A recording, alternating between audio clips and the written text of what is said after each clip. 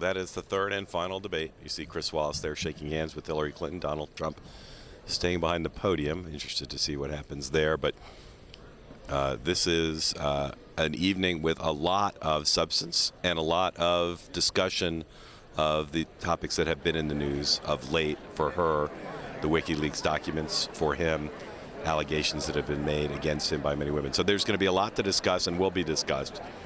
No single moment that I think will break through and be the moment of the debate, but certainly a lot of back and forth that will be memorable. John Heilemann, your thoughts? Well, I agree with most of what you just said there. I think there is one moment that will stand out to a lot of people, especially in the context of what we've heard for the last week, in which Donald Trump has been repeatedly talking about a rigged election, saying that the election was rigged and that it could be stolen and that we needed to watch certain polling places and so on. The idea that Donald Trump asked whether he would accept the results of the election, answered and said he did not refuse to say that. Corrected. You are correct that will be a moment that will get a lot of attention, and it should, and it will be, I think, from the Trump campaign's point of view, kind of an unforced error. He had many good moments. It was probably his best debate. I thought she was, I won't say flawless, but she kept him from winning the debate simply by being so strong. But the moment you highlighted, which for some reason blanked out of my mind for a moment, really will be the dominant. There you see Donald Trump and his family it's coming already off the stage. But that moment, particularly because it's in conflict with his campaign manager and his vice presidential nominee. And his daughter, who today said that he would accept the results of the election. You know, it is a core democratic norm that we accept the peaceful transfer of power. You can call for a recount, as Al Gore did. You can challenge results through the courts. But in the end, the results of the election are the results of the election, and you accept them and you graciously step aside. And I think, you've seen that already flagged by every major news organization in the country. And as I say, it's against this context. He went on to say that millions of people were on the rolls illegally, that there were dead people who would be voting. It was just the context of the answer and the brute fact of it, I think, will get a lot of attention, again, particularly in the context of this week in which he's made rigged elections so much a part of his rhetoric as his poll numbers have slipped further and further. I think you're right, Mark, about Hillary Clinton. I actually thought Donald Trump for the first 30 minutes of the debate was better than he's been in any of the three debates. He was calm and composed and not full of invective, but as the debate started to get more emotional, he started to get more emotional, and by and large Hillary Clinton was calm, composed, and strong throughout. There you see Donald Trump's running mate, Mike Pence, working towards him. This moment of Trump saying the results, he wouldn't necessarily accept the results, even within the base of Donald Trump, even the most hardcore supporters, I'm not certain there's even a majority support for there. And certainly within the broader Republican Party, within the establishment, within the media, that is a position that will raise a lot of concern. Right. And I suspect, to the extent he does interviews in the coming days, to the extent his campaign fields questions when they'd like to be talking about his strong moments in the debate, mostly what they'll be asked about is what is up with Donald Trump's position on whether he accepts the results or not. Let's be clear, he has his campaign this week. His campaign manager and others tried repeatedly to say, well, what he's really talking about is the media bias, that their perception that he's getting a raw deal from the media. And every time they tried to do that, he, on Twitter and elsewhere, brought it back to the possibility of fraud, of voter fraud, which, as we know through academic studies and otherwise, is an extraordinarily rare occurrence in the United States, as people like Scott Walker and other election officials pointed out this week. I think it's a huge, I don't even want to call it an unforced error. I think it actually is what he believes. Well, it's an interesting question, which is obviously he must have been prepared during debate prep, of course, to take the question. Yeah. But I'm not certain, I'm speculating here, I'm not certain that that's the answer his advisors urged him to give. I'm certain there are many advisors around him that were horrified by that answer. I think there are probably some who have been cheering him on, but it does seem to me to be what he actually believes. That's what I think, and I think he may have very well rejected a lot of his advisors, because as you say, we've had Kellyanne Conway, we've had his daughter, we've had others saying, of course he will accept the election results. They don't expect widespread fraud, and then here's Donald Trump saying something totally different in front of tens of millions of people from a debate stage, something we have never seen in our lifetimes or lifetimes prior to our lifetimes in a presidential debate ever. Hillary Clinton still in the hall shaking hands with supporters and other people in the audience. Donald Trump has created a problem here in terms of his campaign getting out their message, and a problem particularly for Mike Pence, who in a round of interviews with Bloomberg and other news organizations immediately before the debate made it clear that his view was, of course, they would accept the results. There were a lot of other things discussed in the debate. We should move on to those, I think. Donald Trump, more than he has in any other debate, and he's being, I think, roundly hailed for having long stretches of calm, on-message performance, talked a lot about Hillary Clinton's record as part of the Washington establishment, and that those moments very in line with the Kellyanne Conway wing of his campaign, the campaign manager, who would like him to be talking about change and a more centrist message, which could actually put together a majority potentially. I'll say I will point out tonight on Twitter when Trump Robert Costa leaving the debate hall while Hillary Clinton stays. When Robert Costa from the Washington Post pointed out a disjuncture between how Trump likes to talk and how Kellyanne Conway would like him to talk. Kellyanne Conway retweeted that and pointed an arrow at Costa, suggesting that she was endorsing in some way Costa's view that the old Trump is at odds, or the core Trump, the reflexive Trump, is at odds with his campaign manager. She then has publicly seemed to have endorsed that. So we may see some real discord coming into the open, I think, in the days ahead within Trump's world. I don't like making predictions, but I think there are a lot of signs that we may see some real fractures in Trump world over the days ahead. You see there the debate hall thinning out. Hillary Clinton, though, still there shaking hands. The final debate of this campaign for her, after many, both against her Democratic opponents, and here the final of 3 debates against Donald Trump. Donald Trump has left the debate hall, and now the room we're in, the spin room here, located near where the debate took place, is filling up with advisors for both campaigns who've come here to tell the media what they thought of the debate. And we're going to have analysis here. You're watching Bloomberg Politics live coverage, post-game from the debate, last final presidential debate from here in Las Vegas.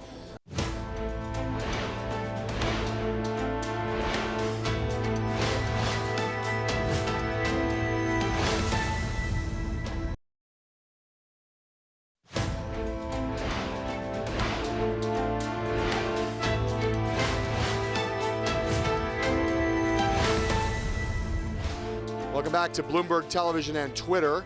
Mark Halperin and me here in the spin room doing our post-game show at the third and final presidential debate. We're joined now by General Michael Flynn, a big supporter of Donald Trump. General, I want to ask you about what is obviously going to be the biggest headline out of this debate. Donald Trump saying on stage that he would not necessarily accept the results of the election. His campaign manager, Kellyanne Conway, now on CNN, we're told, has come out and said, no, Donald Trump will accept the results of the election. What say you? This is a pretty big thing for Donald Trump to have said. No presidential nominee has ever said anything like that. So will he or will he not accept the results of the election? I mean, I think he'll accept the results of the election, but I think what he's talking about, and he didn't say, that specifically. What he talked about was we just have to make sure that our elections are run properly and that they're done correctly, and that we feel as Americans that everything that we're supposed to do during these elections are done in the way that we have always done our national elections. So whatever the outcome is, he'll accept that outcome. All right. So you realize your position here is different from his position, the position you're offering right now. It's not different. It's what he said. He says, let's wait to see what happens at the election. Let's wait to see. Part of this also too, and he talked about it, was look at the barrage of of abuse that he's gotten from the media. I mean, when you look at what he's had to withstand. Geez, just in the last week alone, if not in the last 3 or 4 months. So that's when he talks about what's going on in our election process. When you have sort of this column, which is whatever you want to call it, the fifth column, when you have the media just going after one candidate, I mean, it's almost 95% of the media around this country that is just attacking Donald Trump on a constant basis.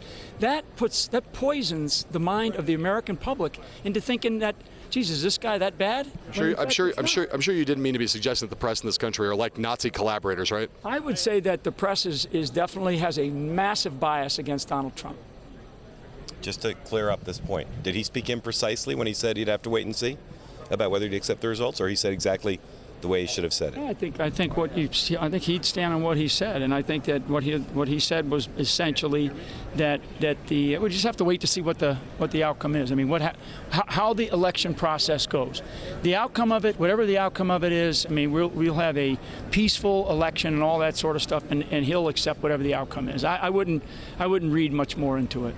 Okay. I mean, back to the rigged system that he's been talking about. Part of this is the media. It is absolutely the media. I mean, you can't stand here, and your listeners and listeners in all media, you can't stand there and say that there's not a bias in the media against Donald Trump. There's absolutely a bias. Was the media biased against him when he was running for the nomination? During the primaries? I don't know. I'd have to go back and take a hard look at that. Do you accept the premise the United States government has that the John Podesta's emails were hacked by Russia? Do you accept that premise? I don't know. I just don't know what I've read in the media. You haven't been briefed on that? No. Okay. So you're not sure if it's true or not? I don't know. I just know what I've heard in the media. Right. So whether it's Russia, whether it's a criminal organization, I have read what I know is what I've read in the media. And what do you see in the WikiLeaks documents that were discussed? And the whole thing about the whole issue about Russia. What about the content of the emails? That's what I'm asking about, the content. What's in those emails that was discussed tonight that you think that voters might say? Well, I wish more was discussed tonight. What didn't come up that you wish should have been I just discussed? think the disparaging comments about the American people that have been stated by Hillary Clinton in her emails and John Podesta in his email, and just the emails and the exchanges of information. But the fact that they're not her emails, they're emails of people who work for her. Oh, so okay. So is that the climate that she has around her? I mean, and I wish that there was more talked about. It's the content of the information. I got that, that they've been hacked and all that. I got all that. I mean, that happened, and it's a criminal act or it's an act of terrorism, whatever you want to describe it. But the content of the information is really what's also in issue and should be brought out. And I think the other thing too is just this issue about the 33,000 emails, the numbers of things that she has said that turned out to be lies. So you can't deny that. General, I just want to clarify one thing. You're one of Donald Trump's top national security advisors, right? I help him out on national security, absolutely. So, and he's received intelligence briefings, right? As the nominee. He's received a couple. Right. So again, it's the contention of a lot of people that he's been briefed on this issue. He has not. He's not been briefed on this issue. Not been briefed on the issue of who's of what you're saying. On this business about who's done what. Nope. Not been briefed. All right. Thank you for being here. Is what we have in what we see in the media. Yeah. Just wanted to clear that up. Thank you very much for being here. Okay. Appreciate that. Guys, we're going to throw out to our colleague Megan Murphy, who is outside the debate hall, so she can give us her thoughts on what happened tonight and do a couple of informative interviews. Megan. Thanks, John. All night, our partners at Twitter have been using their advocacies to map the top tweeted moments of the night. And we have them right now. Tonight, the moment that got the most tweets came around 9:57 p.m. Eastern when Hillary Clinton went after Donald Trump's past treatment of women. Take a look and a listen. He held a number of big rallies where he said that he could not possibly have done those things to those women because they were not attractive enough for them to be assaulted. I did not say that. The runs-up for top tweeted moments of the debate were when Donald Trump and Hillary Clinton had an exchange about Aleppo, and also Trump defending his statements about what's going on in Syria, and also when Trump gave his much-awaited wait-and-see answer on whether he would accept the outcome of the election, telling us he'd keep us in suspense. Turns out on that last one, his running mate, Mike Pence, gave our Bloomberg Politics colleague Kevin Sirley a pretty different answer on that question, an interview just moments before the debate began. Take a listen.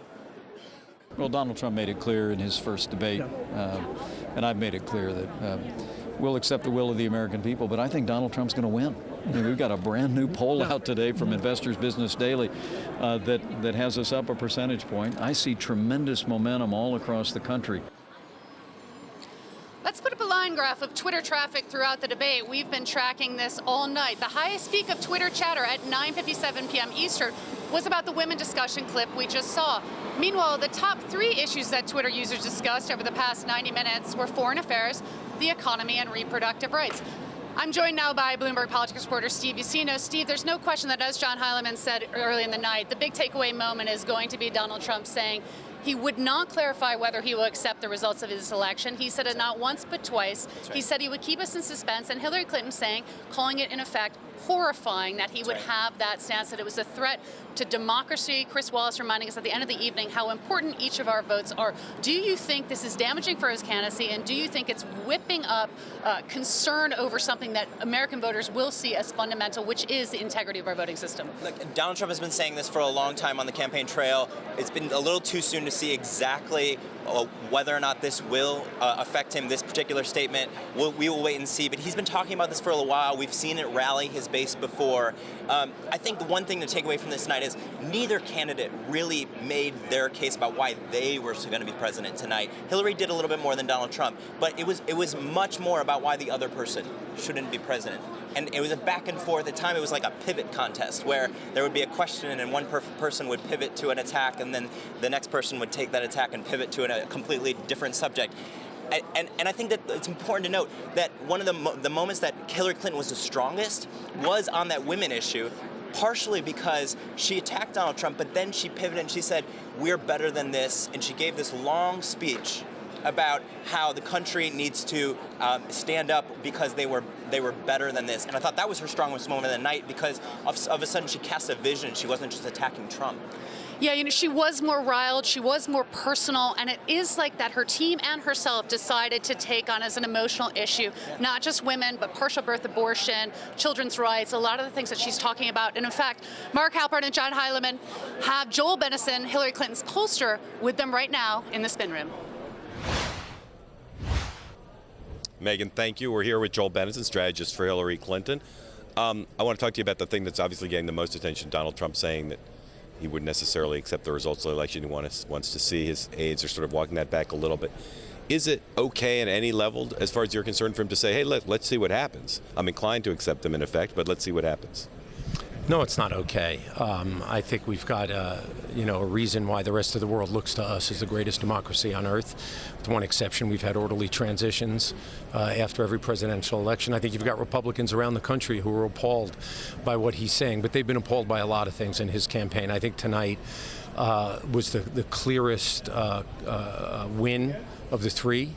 I think Hillary Clinton's won all three debates. I thought this was the most lopsided, and I think that him saying that he'll see what happens is just outrageous. Is that an answer that will hurt him with voters, do you think? And if so, why? Yeah, I do, because I think, look, the American people know this is the greatest democracy in history. This isn't a mystery to them. They're not looking for us to go to war over elections with each other, and I mean that metaphorically, please. I think they, for voters, they've experienced this over and over again. They've experienced voting, they've experienced winning, being on the winning side, being on the losing side. And the great thing about our democracy, when it works at its best, is that we pick up the pieces and we go to work together and we make a difference for people. And I think that's why this was so lopsided. I think Hillary Clinton tonight was the only person on that stage who laid out a vision of what kind of country she thinks we are and what kind of country we want to be, and drew a very sharp contrast around the values side of that argument, the economic side, and how we keep the country safe. Joel, if you remember back in the first debate, Donald Trump came out very strong in that first half an hour. A lot of people talked about how strong he was, and then he sort of unraveled as the debate went on. Tonight he came out very calm, a calmer Donald Trump in the first 30 minutes. He's kind of a different look from any Donald Trump that we've seen over the last three debates. Now, again, the last hour was slightly different, but just talk about that first hour when Trump came out. Was that a Donald Trump you expected to see the first 30 minutes or so? I'm in the minority on this. I've expected to see that in all three. What hasn't totally surprised me now at the third one is that he can't do this for 90 minutes. He becomes unhinged at some point during a 90-minute debate, during which he only has to talk about 40 minutes. That, to me, becomes a part of the temperamental unfitness that we've been talking about. So I think during the first 30 minutes, I thought he was trying to keep it very cool, stay very calm. I don't know in what particular set him off, but what we know is it doesn't take much to set him off, and that's one of the reasons why he shouldn't be president of the United States. We knew that Trump was going to go after her on the question of open borders and take that piece out of the WikiLeaks leaks and go and try to make a case of that. Tonight he did, of course. First time we've talked about immigration in any of the three debates. So how do you think that exchange played? Well, I thought we've talked about immigration before. We certainly talked about him building a wall and having a deportation force before. I think it's come up. Maybe it wasn't as full a section. I mean, it was a full topic. That's what I meant. Look, I think it played very well. Look, Americans know we are a nation of immigrants. Look, my grandparents came from another country. I'm obviously not, a recent young person here. I've been here for a few decades. I think most of people know we came from different places, and one of the great things about America is that we figure out how to make it work for ourselves. Is it always easy? Of course not. And I don't think Hillary Clinton would say that it's always easy, but it is who we are as a people. And when you start pitting people against each other and you start calling out an American judge because of his Mexican heritage, that's divisive. It's not just divisive. I think most voters recoil at that, and they say, that's not how I raise my kids. That's not who I am. Joel, I think the charge against her, though, and the charge he's making is that she has a much more liberal attitude towards immigration than the one that she even espouses in debate. So how do you answer the charge that there has been something revealed in these documents that shows that Hillary Clinton, in fact, wants a much more liberal immigration system than she's willing to admit? I don't think that's accurate. I think she's been consistent. The immigration plan, she fully advocates comprehensive immigration reform, just as Republicans and Democrats have for several decades now. And it's pretty much intact. We have to do things to secure our border. We have to create a path to citizenship for undocumented workers who've been living here, undocumented immigrants who've been living here, working here, paying their taxes, have a period by which they can go through a path to citizenship. And where there are violent criminals, apply the resources to deport those immigrants, but not break up families, not send people back who've been living here. I think one of the great moments in the debate tonight, frankly, was when she pointed out that there were undocumented immigrants who are paying more in federal income taxes than Donald Trump is, including money, some of which goes for border security, as it turns out. When WikiLeaks came up, she wanted to talk about the Russians hacking into John Podesta's emails. Trump wanted to talk about some of the content of the emails. Do you think the American people care about the Russian angle more than they care about the content, or they care about both? I think the American people care most about their own lives. I think they care more about the fact that Russia might be meddling in an election.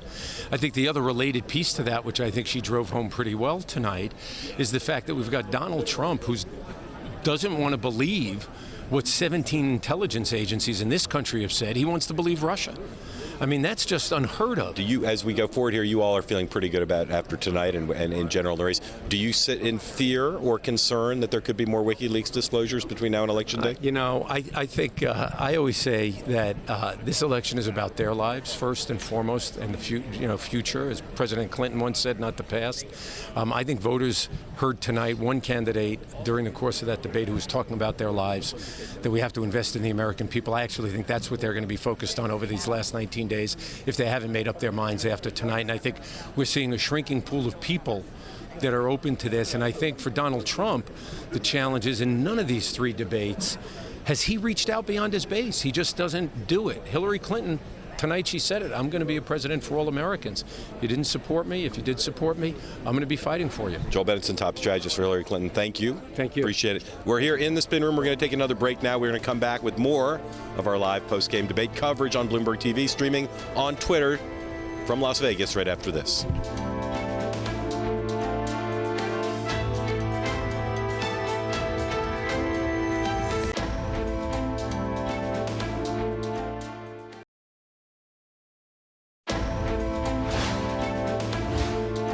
Welcome back. We are wrapping up tonight's Bloomberg Politics /Twitter coverage of tonight's third and final presidential debate here at the University of Nevada in Las Vegas. Mark. There you see Hillary Clinton and Bill Clinton finally leaving the debate site. The Clinton team, just heard from Joel Benenson before, they feel good. And I think it's hard to fault her performance. There may have been some moments where she was evasive, but she was evasive in a deft way and was pretty good at turning things away. But there'll be maybe half a dozen or more topics where Republicans will say she didn't address the question. I would like to return just briefly to our interview with Michael Flynn, who I found like perfectly reflective of the confusion right now in the Trump campaign about what to say about what Trump said on stage. I couldn't figure out what Michael Flynn was saying. On one hand, he was saying, well, of course he'll accept their results, but after he checks to make sure they're legitimate, it was, I thought, intellectually somewhat incoherent, and I think he's struggling to figure out how to... We've heard from a range of Republicans here in the spin room, our colleagues reporting in, Ryan Priebus, chairman of the RNC, Sean Spicer, who works with both the RNC and the Trump campaign. What they're basically saying is, we're going to win, so this won't be a problem, or we'll accept the will of the people, but let's see what happens. Let's see if there are any improprieties. But I think they're all taking a less hard line position than Trump took but trying not to repudiate what he said because that's a little uncomfortable for them. Yes, but again, it leaves open the question, again, that we raised earlier, which is what does Donald Trump actually think about this? And I think he's made himself pretty clear over the last week. He thinks the election's rigged, and he's not ready to say that he has faith in our democratic institutions and will accept the outcome. So the question is what happens tomorrow, and what happens the day after tomorrow, is this question is going to be begged and raised repeatedly to him and the people around him. More spinning is going on here in the spin room, both Donald Trump Jr. and Eric Trump here in the spin room giving their reaction. But let's go back outside to our Washington Bureau Chief, Megan Murphy, for her final thoughts. Megan. I mean, there's no question that this moment of him saying he's going to keep us in suspense about whether he's going to accept the election results, and also his comments about women who've accused him of unwanted sexual advances, that they want fame, and that it's part of the Clinton campaign. But I also want to highlight another moment in this debate. There was a fairly extraordinary exchange about Russia that will get a bunch of attention in Europe and with our allies abroad, and his, again, embracing Putin while saying he doesn't know him, praising him as a strong leader, and Hillary Clinton accusing him of being Putin's puppet. It was a real clash. It was a profound clash in terms of how they both feel about foreign policy. And again, Donald Trump with this very extraordinary inability to distance himself from a regime that even almost across his entire own party, including his own running mate, repeatedly denouncing Putin's strategy, policies, et cetera. And I think that in terms of wider global impact of this debate, that will be another one of the moments that people will pick out and examine over the coming days. Mark, thank you, Megan, so much. Mark, I have two quick questions to ask you. One, where do you think things stand now with the relation to WikiLeaks at this moment heading out of this debate? Well, I mean, I think the Trump campaign is going to continue to say over and over, who really cares where they came from? They're in the public domain now. Let's focus on the content. I think they're still struggling. I've asked a lot of Republicans today, which documents do you want the American people to focus on? There's still a lot, but nothing that really is going to clearly break through. And I think the Clintons are going to keep saying, the Russians. Right, and notably, I thought Donald Trump, when he started saying things like, Donald Trump, John Benison said horrible things about you, Bernie Sanders said horrible things about you. It evinced a certain kind of flailing, not focusing on one or two key documents that prove something really damning. The second question I have for you is on the question of Donald Trump and the women who've accused him. He dismissed them out of hand tonight and basically said all of them are lying. They all have fabricated everything. And went even further in saying that this was done by the Clinton campaign, perhaps. So do you think that is now, where do you feel like that issue now stands as we head into the last 2.5 weeks of the election? No women have come forward in the last couple of days. I think if there are no more, it'll be a lingering issue. I think it's clearly hurting with some voters, but you're not going to see very much news coverage driven off of it. We're getting now at post-debate, which is a couple weeks to go, a lot of the coverage is going to be about polls. A lot of the coverage is going to be about where the candidates are spending money, whether Donald Trump still has a path to 270 electoral votes. And increasingly down ballot as we start to focus on, can Democrats win the Senate? Can they even win the House? How much is there bleeding that's going on if Trump remains close to double digits behind Hillary Clinton? It takes in the last couple weeks an enormous controversy to break through and become the kind of dominant story we saw just 10 days ago with the release of the Access Hollywood tape. Yeah, it'll be. It's going to be. I don't anticipate that it's going to be a pretty 2.5 weeks, but more of crawling around in the mud.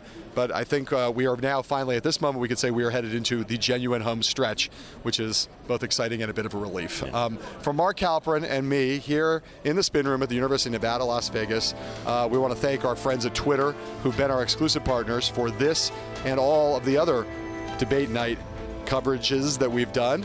Be sure to tune into our show With All Due Respect live at 5 p.m. Eastern on Bloomberg TV and on Twitter, where we stream live now every day. Check that out. Until tomorrow, as I say from me and Mark, we say to you, sayonara.